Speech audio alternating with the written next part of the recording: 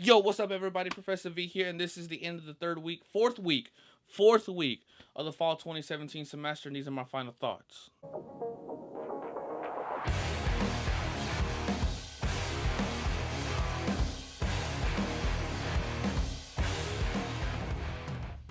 So, first off, I'd like to thank everyone that contributed to my book donation campaign. Complete success.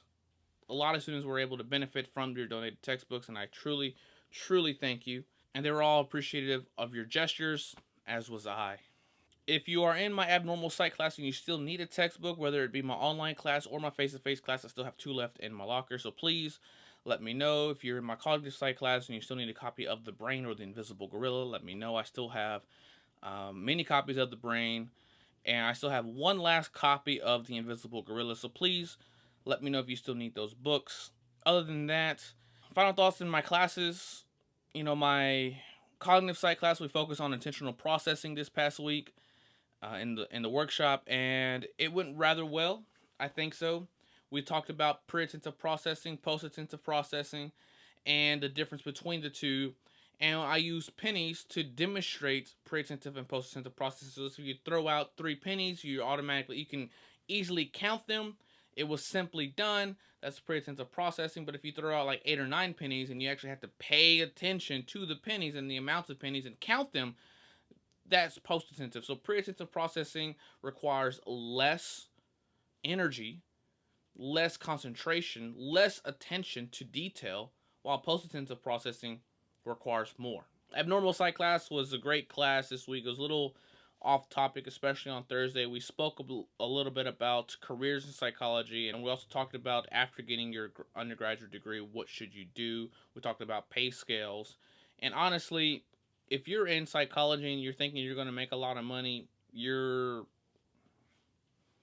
I don't want y'all to be disappointed, but it's not really the get rich quick scheme, even if you get a PhD.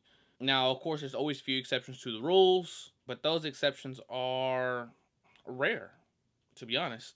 But that's pretty much my final thoughts on my classes. Other thoughts that I had this week were Texans. Well, let's just say, first off, that I follow mainly 3 sports: football, boxing, and Astros. And there was news in all 3. Texans, Deshaun Watson. I think we have found our quarterback of the future. Hopefully he keeps doing well. He had a good game against the Bengals. I know he has a lot of improving still to do, and I can't wait to see his progression. Triple G won that fight. That's all I really got to say. Triple G won that fight. I've been a Triple G fan for a while now. I've liked his style of fighting. I like how humble he is when he wins his fights. I like how he calls out other fighters. He's just seems like he's a great and a great stand-up guy, especially in the sport of boxing. It's hard to find.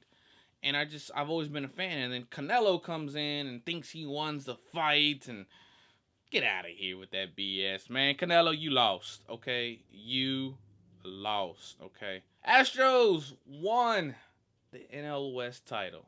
I can't wait to see some postseason baseball in Houston. It's going to be phenomenal. Can't wait. Let's go Astros. Let's go Stros. Let's go for that pennant. Next stop, World Series. And lastly, check out this epic dinner that I had this past week. I'll see y'all in the next video. Ciao.